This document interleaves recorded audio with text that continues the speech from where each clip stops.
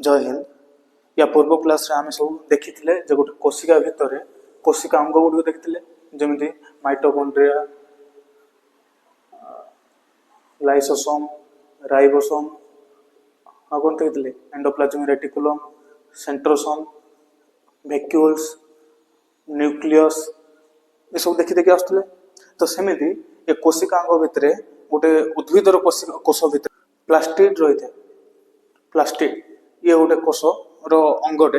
जे कि प्लास्टिड बोली कह जाए। प्लास्टिड कौन?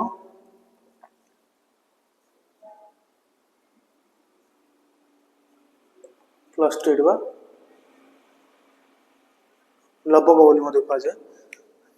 ये प्रत्येक उद्भिद कोष रे थाए। यार कार्य कौन? ये प्लास्टिड कार्य कौन ना प्लास्टिड कौन करिवो ना आलोक संश्लेषण प्रक्रिया द्वारा कौन करिवो खाद्य प्रस्तुत करिवो। आ फूल को जो रंग देवा फूलर रंग हवा कि फल पाचिवा पर हलदिया रंग हो पाचिवा पूर्व शागुआ रंग थिबा यही सब कार्य करता है। किए ये प्लास्टिड करता है। प्लास्टिड कार्य थाए। आ गोटे जिन जान तो लाइसोसोम को आत्मघाती थली बोली कह जाए। आत्मघाती थली बोली कह जाए पाचक थली कह जाए। कहीं ना ये कौन हो कौन कहते परमाणु बोमा बोली कहते। ये प्लास्ट हो सब कौन हो मरजी। तो से आत्मघाती थली पाचक थली या परमाणु बोमा कही। तो यह विषय देखी। तो आम गोटे कोष को केमी जापर प्राणी कोष कि उद्भिद कोष केमी अलग अलग। ये गोटे प्राणी कोष, ये गोटे उद्भिद कोष। केमती जाना ना यार आकार गोल थी कार प्राणी कोष एटा हूँ प्राणी कोष, ये हूँ उद्भिद कोष। बाहर आम जो देखा प्राणी कोष कौन हो गोल हो उद्भिद कोष कौन हो चारकोणिया होते जापर कौन प्राणी कोष कौटा उद्भिद कोष कौन। आउ केमती जापर ना उद्भिद कोष कौन थी प्लास्टिड थी। प्लास्टिड बा लबक बोली कह जाए जोटा या पूर्व जोटा कहली प्लास्टिड कौट थी उद्भिद कोष थी। प्राणी कोष कौन सेमती प्राणी कोष जो बाहर संरचना को आम देखा तो बाहर किसी छोटिया छोटिया बड़ बड़ लंबा लंबा बाल सदृश देखा जाए।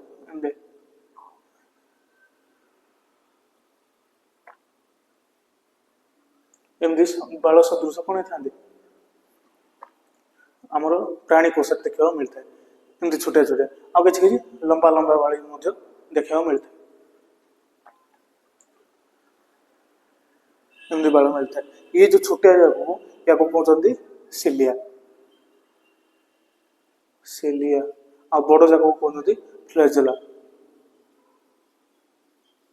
सिलिया और फ्लैजेला। ये जो ताले आम प्राणी कोष के चिन्ह पार प्राणी कोष बाहर जो लंब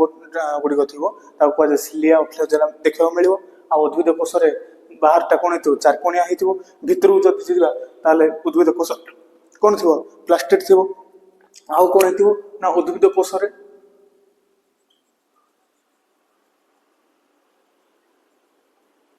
कौन थी कोष भित्ति थी कोष भित्ति। तो उद्भिद कोष कौन थी कोष भित्ति थी। प्राणी कोष सिलिया फ्लैजेला रुझे ना। तो जो कोष पाखे ये प्लास्टिड थे से स्वभोजी बोली कह जाए। आम कौन स्वभोजी कि ना आम परभोजी। स्वभोजी क्या कहवा जहाँ प्लास्टिड थी से निजे खाद्य आलोक प्रक्रिया द्वारा निज खाद्य निजे प्रस्तुत करते। आम आलोक प्रक्रिया द्वारा निज खाद्य निजे प्रस्तुत करुचे ना आम एम मारिक खाऊे कौन करते छिंडे खाई दौचे शाग तुले खाऊे ना ना क्या उपड़े खाई दौचे ये सब कार्य आम कौन कर खाई था। तो आम मान कौन कहते परभोजी बोली कही एम स्वभोजी बोली कह। आम पृथ्वी पृष्ठ स्वभोजी और परभोजी दिजन जाकर रही आवश्यकता अच्छी। जदि स्वभोजी और परभोजी भर किए भी जड़े न रुहे जमी उद्भिद न था आम बचे पारे कि ना आम जदि न था खाली उद्भिद रही तो पृथ्वी संतुलन बोली दिजन जाकर रहा नितांत आवश्यक। तो आम देखिले जे गोटे कोष भितर कौन अच्छी अनेक गुड़े कोष अंग अच्छी mitochondria, ribosome, lysosome, endoplasmic reticulum, centrosome अच्छे ना ना वैक्यूल्स, प्लास्टिड ये सब जिन एगुड़िक कोषअंग गुड़िक अच्छे आ कौन अच्छे न्यूक्लियस ब्रेन बोली कहते ना ना तो ये सब जिन अच्छे हेले ए भितर कौन गोटे भितर जब एमती खाली कौन हम ये सब माड़गोल हो आम जो ठिया होचे शोचे बसचे ए कोष भितर इन सब बाड़ा बाड़ी हो ठेलापेला हे ना से बोलिक ये भितर गोटे कौन अच्छे ना जलीय पदार्थ गुड़िक अच्छे बुझे ये गुड़ा एमती हो कौन अच्छे ना जलीय पदार्थ गुड़िक ये भितर अच्छे जदि जलीय पदार्थ न रही कौन है सब ठेलापेला ठेलापेला हो ये से बाड़ा बाड़ी हो गोटे बैग भितर देख तुम जदि गाँव जाई तो गाँव धरिक आइला बेलू बाहर जो मैंने पाठ पढ़ुं कंसा थाली कौन जब थी बाहर को आइला बेले से ढण ढण एण ढाण साउंड हो से भर जब लुगा तुम पैंट सार्ट जहाँ रखा से भर रखीदेव कि पेपर मुड़ामुड़ी रखीदेव कि खाता बही रखीदेव से सब टाइट रहा बेले आउ साउंड हम ना तो सेमती एमाने जब कौन हम पूरा फिट होने बाड़ा बाड़ी न हाँपाई ये भितर कौन अच्छी गोटे जलीय पदार्थ अच्छे जलीय पदार्थ अच्छे या कोशिका द्रव्य बा या आम कौन कहे साइटोप्लाज्म कोशिका द्रव्य बा साइटोप्लाज्म साइटोप्लाज्म ये भितर थाए ये जो जलीय अंश थाए से अधिकांश 80% कौन थी जल थी सेमती जब न्यूक्लियस भितर देखा न्यूक्लियस भितर कौन अच्छी क्रोमोजोम अच्छे एमती क्रोमोजोम अच्छे ना ना क्रोमोजोम अच्छे केते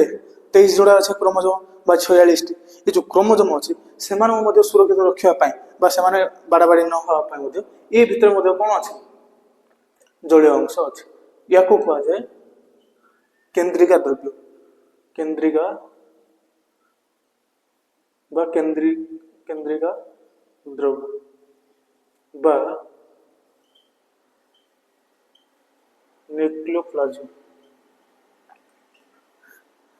जोटा आम कोष भितर जो जलीय द्रव्य अच्छे कौचे आम कोशिका द्रव्य और जो न्यूक्लियस भितर जोटा अच्छे आम कौचे कोशिका द्रव्य बा साइटोप्लाज्म सॉरी न्यूक्लियोप्लाज्म बोली कही था तो आम से कोशिका द्रव्य देख कि कोशिका द्रव्य देख कि केंद्रिका द्रव्य देख ये दी जन जगह भितर आम जब देखा तो अधिकांश कौन था जल थाए और जब आम शरीर जल कौन हो कमिज आम जल पीऊे पीला पेट को गला पेटू से जल कौन हम पुणी अवशोषण हो ब्लड रे मिसीज ब्लड रू मिसला ब्लड पुणी ब्लड जो पूरा शरीर बहुत पूरा शरीर आसला बेले कोष मैंने से कौन करती जल को टाणी टाणी निज पाखे रखी दिखती जो आम शरीर 1% ब्लड कौन हुए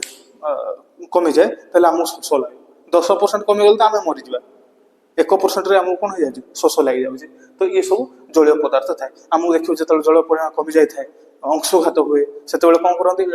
मेडिकल गले सालाइन लगेदेवे सालाइन कौन थो जल चढ़ेदेवे देह जो पड़े कौन देव लगेदेवे ब्लड पलि ब्लड आसला रक्त मिस रक्त पुणी कौन हो कोशिका मैंने टाणी नहीं पुणी आउ थे आम टनटना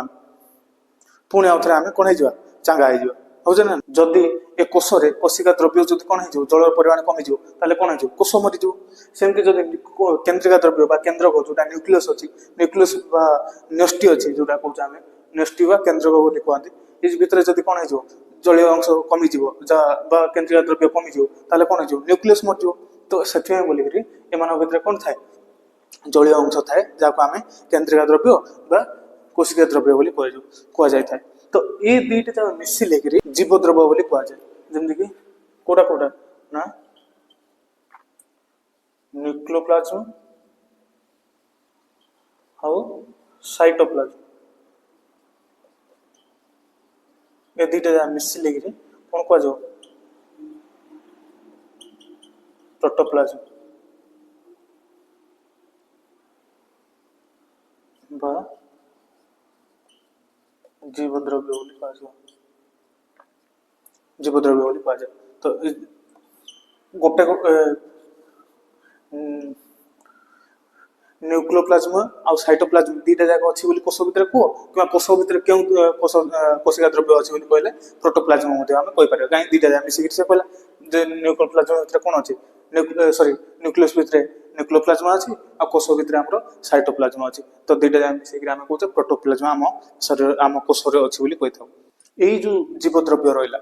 कोटा न्यूक्लियोप्लाज्मा आ साइटोप्लाज्मा मिसेकि प्रोटोप्लाज्मा हला बा याकू जीवद्रव्य बोली कहला ये जो जीवद्रव्य रहिला ये जीवद्रव्य होचे आम शरीर रो गोटे कोन मुख्य आधार बा याकू हम जदी जीवद्रव्य कोन हला कमिला ताले आमे बंची परिबा नै तो ये वैज्ञानिक जण थिले हेक्सले बोली से हेक्सले को जन जीवन रा आधार होची कोन जीवद्रव्य बोली तो क्वेश्चन आसी पारे जे क्यों वैज्ञानिक शरीर रो जीवद्रव्य को जीवन रा आधार बोली कहथिले हेक्सले वैज्ञानिक हेक्सले से ताको कोन करथिले विश्लेषण करथिले वर्तमान देखिबा आमे जे हमर ए जो कोष अछि कोष भितरे सबटो छोट अंग कोटा कोशिका अंग आम शरीर छोट अंग आम कहले कोष कोष केमती छोट कोष भितर तती जा अछि जदि कोष छोट ता भितर इमाने केमती रहिले काहे ना कोष भितर एमाने रहिले इमान को काहे छोट सबटार शरीर छोट अंग बोली कहला गला नै कारण एमाने गोटे गोटे की भी जणे बंची परिबे ना जेमति माइटोकॉन्ड्रिया जण छाड़ देले से बंची परिबो ना राइबोसोम छाड़ देले से बंची पारबो ना लाइसोसोम छाड़ देले जणे की हेले बंची परिबे ना एमाने समस्त परस्पर भितर कोन चाहंदी जोड़ी हेक रछंदी समस्त जेमति माइटोकॉन्ड्रिया शक्ति तयारी करिवो राइबोसोम प्रोटीन तयारी करिवो लाइसोसोम कोन करिवो सी पचक थली बोली कह जाए से कौन पचाइब एम खाई पार जो मैंने मरीगले एंडोप्लाज्मिक रेटिकुलम कोष को बचाइब सेंट्रोसोम कॉपी कर वैक्यूल्स ये कौन कर रसदानी या स्टोर कर रख प्लास्टिड लवक भाव कार्य कर न्यूक्लियस ये समस्त कौन कर ब्रेन भाया कार्य करें तो ये समस्त आवश्यकता अच्छे कहीं जड़े ये बंची पारे ना से बोलिकी कितु गोटे कोष हेल्ले समस्त गोटे कोष सुरक्षित बंची पार तेणु शरीर छोट अंग कोष बोली कहगला जब कोष भितर कोशिका अंग भितर कौटा छोट बोली देखा ताल से कौन राइबोसोम ये शरीर ना कोषर छोट अंग कोशिका अंग भितर छोट किए बोले राइबोसोम हम कहीं देखी मुझे पूर्व देखी राइबोसोम कौन दाना दाना टाइप थाए तो सब छोट अंग कोशिका अंग भितर हूँ राइबोसोम आउ कौन देखी जे या पूर्व मुझे जे यूकैरियोटिक प्रोकैरियोटिक क्या कहवा जो मान को आम देखिपर ना खाली आखिर आम जहाँ देखिपर ना आम कौचे कौन प्रोकैरियोटिक आम मैंने जो मैंने जो मान को आम देखिपर से यूकैरियोटिक कहुए तो क्वेश्चन आसला जे यूकैरियोटिक जीव मानक मध्य यूकैरियोटिक जीवर कोष भितर केउ कोशिका अंग को कि केउ कोशिका अंगरे प्रोकैरियोटिक लक्षण देखा जाए पागल हो यूकैरियोटिक भितर प्रोकैरियोटिक पुणी कौन ना यूकैरियोटिक देख ये हूँ गोटे यूकैरियोटिक कोष यूकैरियोटिक भितर प्रोकैरियोटिक होते प्रोकैरियोटिक रे कौन था यूकैरियोटिक रे ये दी प्रकार होता है राइबोसोम दी प्रकार गोटे हूँ 70S आ गोटे हूँ 80S तो जो 70S अच्छी या आम कहे कौन प्रोकैरियोटिक या कहे कौन यूकैरियोटिक प्रोकैरियोटिक या यूकैरियोटिक कहे तो ये जो 80S आम भीतर अच्छी बोलिक आम कौन कहे यूकैरियोटिक भितर ये सब पाए जाए कि जोटा प्रोकैरियोटिक भितर ये सब जिन मिले ना एक कोशिका अंग देखा जाए ना प्रोकैरियोटिक केवल गोटे कोशिका अंग भितर माइटोकॉन्ड्रिया राइबोसोम एति हेल्ले सी कौन हो गोटे प्रोकैरियोटिक हो राइबोसोम जो ये कौन हो 70S आम भितर कौन हो 80S कौन प्रोटीन रही है तो किंतु भितर कौन हो 70S गोटे राइबोसोम माइटोकॉन्ड्रिया कार्य चलती शक्ति उत्पन्न हो प्रोटीन मिलू शरीर शरीर कौन हो निर्माण हो एम भर कौन न था अन्य कोशिका अंग देखे ना से बोली ये सागे सागे कौन हो जाती निर्माण हो जाती आम शरीर सीना एत जिन अच्छी बोली आम निर्माण होगा टाइम लगुच कोष तैयारी होगा टाइम लगुच एम कौन किसी ना ना तो एम कोष विभाजन बहुत हुए और कोष विभाजन होगा फल कौन बहुत शीघ्र बढ़ी जाती देखो जो कोरोना आम शरीर जो पशिला समस्त शरीर भितर जो कोरोना आसाला पशि जाता तो कोरोना पशिया फल से कौन हम आम शरीर आसिक नाक देकर भीतर पलैला फुसफुस पाखे रहा फुसफुस जो मुझे कहली गोटे कोष पाखे कौन अच्छे एमती सिलिया फ्लेजुला अच्छे कोष भितर कौन अच्छे सिलिया फ्लेजुला अच्छे जो सी भर गला जाकर से कौन हो जो सिलिया फ्लेजुला थो ये लगे आम कौटे फुसफुस लगिगला कि हाँ ये रही बोलिक कौन हो ये जो कोरोना भीतर रही भीतर रहा फल कौन हम सी एत ये पूरा दुष्ट ये कौन करो आमर कोषर सेंट्रोसोम ये भितर पसई जो एरा नहीं सिलिया फ्लैजेला ये भितर पसई भाई गोटे फोटोकॉपी कर दे ये सेंट्रोसोम आम सेंट्रोसोम तार कौन कर दो फोटोकॉपी बनई दो बोले